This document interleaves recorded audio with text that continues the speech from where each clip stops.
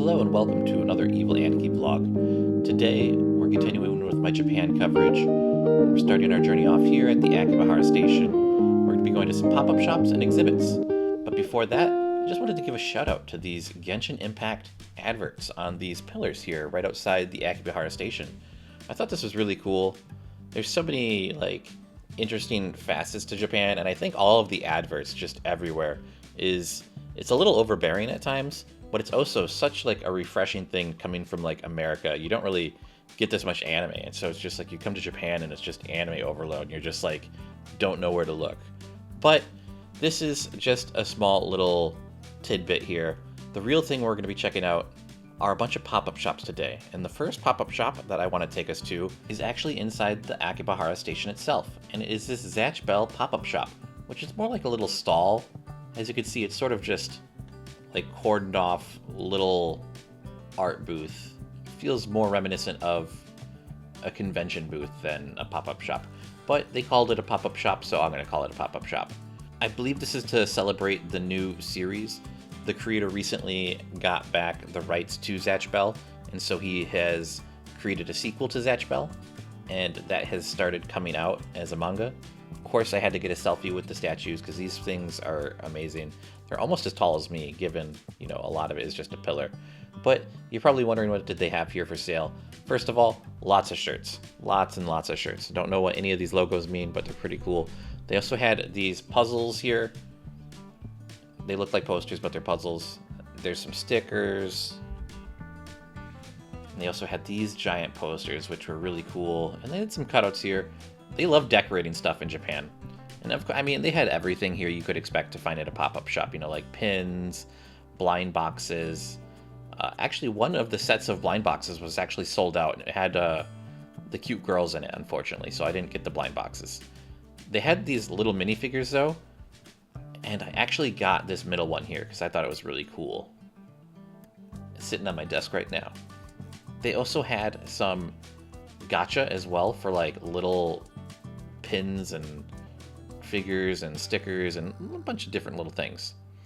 I didn't get the best photos of these, unfortunately.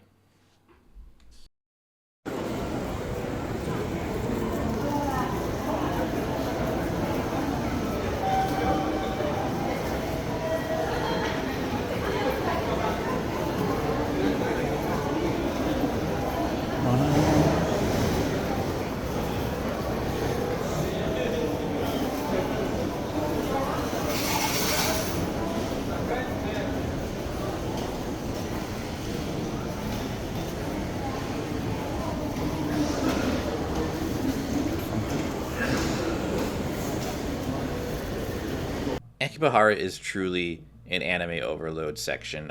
All of Tokyo, there's just anime everywhere, but Akibahara, it was everywhere. And there was so many different pop-ups as well that I couldn't even make it to all of them.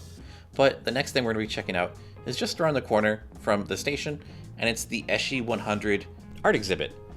And I can't take any photos or videos of inside the exhibit, but I can show you this outside area. Here is a little flyer I got talking about this event. That's how I learned about it. I actually saw it at a train station as a poster on a train station. That's how I learned about this event. And they have this wall out here with a bunch of art, hand-drawn art on it from a bunch of the artists in the exhibit, which is super cool. Here is the ticket that I got. The art you get on the ticket is random. I think there's 7 different tickets. And they also have these 2 mascot characters out here with little bios about them. I don't know much about what this is talking about here, I'm gonna be honest. But it was super cute. I think they might be VTubers, I don't know. Or something. If you guys know, let me know. But they were super cute. I believe this is a yearly event. There's a little store outside of this area that sells a bunch of the previous events merch. And I believe this is the 14th event. At the end of the tour, they also have some pin gacha machines, and you can get some rare ones. And there's also a little stamp desk where you can stamp your booklet with this year's stamp, which is super, super cool. But yeah, this is just in the Akiba Square. Here's a little store and some bad photos of the previous year's merch. But speaking about the merch, let's show off some of the stuff that I got from this exhibition. So I got these pins from like a blind gotcha machine. They have some special pins you can get. I did not get lucky, unfortunately. And then here are some of the prints I got. These are mini prints. I thought they were plastic, but they just have a little cardboard backing inside. And they're 4 to a set. And I believe the set was like 1,300-ish yen. Pretty good deal.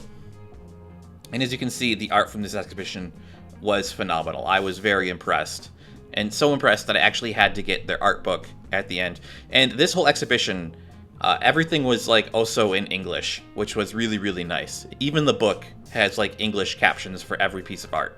I did get another piece of merch for this exhibition, but I got it from a different event called Comic One. They had a booth at this Dojin event, and it's going to be a Patreon exclusive video because this is an adult convention, so I can't put it on YouTube, you know, purposefully. And I didn't really take much video there, so it's probably just going to be like a photo montage as well. But I got this little art board. It's really cute. They had some more of these at the actual exhibition, but different pieces of art, and they were for people who pre-ordered tickets, which I did not do, unfortunately. The next pop-up shop on our video list is not this pachinko parlor that has an Evangelion ripping open the doors, but it is this Blue Lock pop-up shop. And this is in Shibuya. I actually saw this by accident. It was actually raining too, so I was trying to find a place to get out of the rain. But the first floor has this like exhibit area where it's got like a bedroom and a bunch of standees and some frames and posters and, you know, this TV screen. There was an interactive section that you couldn't take any photos or videos of. I didn't really, like, you just go in there and you push a button and then like the characters say things in Japanese. Had no impact on me whatsoever since I don't speak Japanese. It was mainly like stats and age and catchphrases. But heading on upstairs, this is where the actual pop-up store is located. They had more standees up here, and of course I had to get some selfies. I did get selfies with all of them, I just not gonna put it in the video. They had their outfits here that were all signed, I'm assuming by voice actors or artists or something, I don't know. And then there was the actual pop-up merch itself. They had a whole bunch of different stuff here. This is what I ended up getting because I could get the whole collection here. A lot of the stuff was sold out, so I got these keychains. I thought these were really cute. They kind of look like Yoshi eggs to me, if you ask me. But also with my purchase, they gave me these 3 stickers, which are just random. I don't think they really care which ones they give you. And then heading back downstairs, you can see more art on the walls here, which is just super, super cool. And Blue Lock was actually really big in Japan overall. It wasn't just this pop-up. Like, going to any convenience store, they were supposed to be doing this deal where if you bought 3 pieces of candy, you could get a clear folder. I did not get my clear folder when I bought these candies. I was very sad. I also went there at like 10 at night, so maybe the guy just didn't feel like it. Anime also had some kitten Blue Lock plushies, which were super cute. Oh my goodness. I didn't know these were Blue Lock at the time, and I just took pictures because I thought they were cute. But heading back to Shibuya, the giant 3D screens here actually had some Blue Lock adverts on them as well.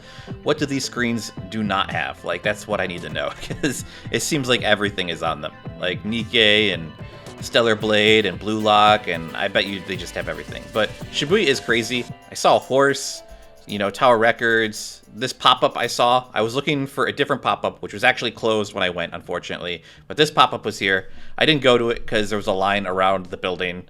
I also saw the non-Mario Kart Mario Karts, and then a Dungeon Meshi ad, which is super cool, which is like on this restaurant street. But we're here for the next pop-up, which is at Hasutuya? I think I'm saying that right. This is like an internet cafe type thing, but they had a windbreaker pop-up going on. So like the top floor was a windbreaker cafe. I didn't go to the cafe. I just checked out the internet cafe side. And they had this huge little exhibit area on the first floor, which is pretty cool. It's also combined with like a little shop, so you could buy some acrylics or whatever.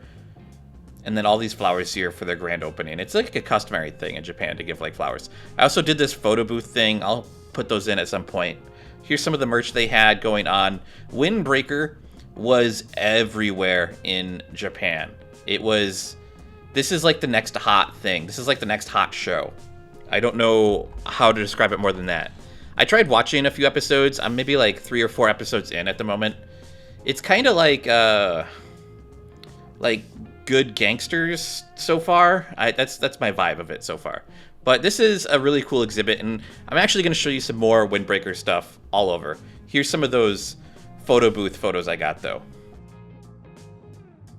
The internet cafe was actually really cool. You could reserve a seat for one person, two person, or a room for 4 people. You could get drinks which are alcoholic or non-alcoholic. I think you could even get food.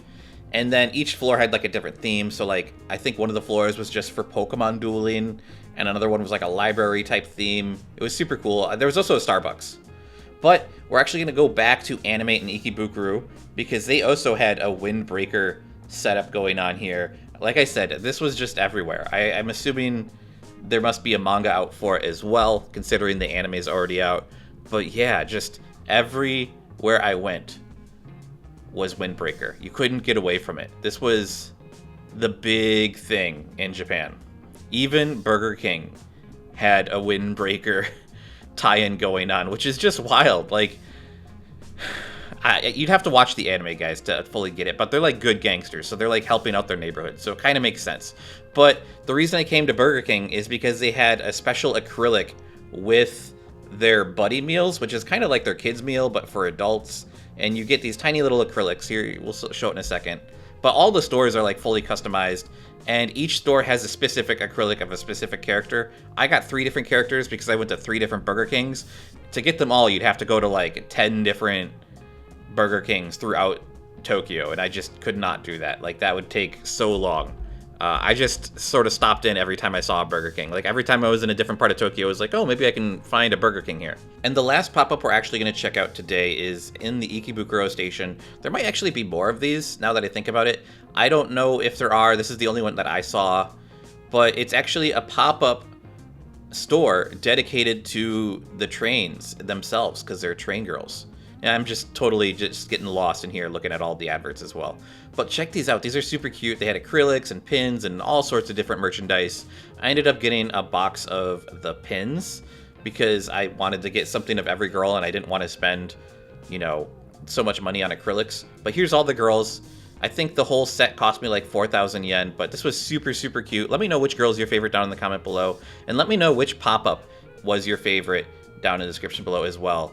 But that's it for today's video. I'll be sure to catch you guys in the next one. Still got more vlogs from Japan coming out, and I've got more vlogs from conventions in Japan as well coming out. So be sure to check those out when they come out.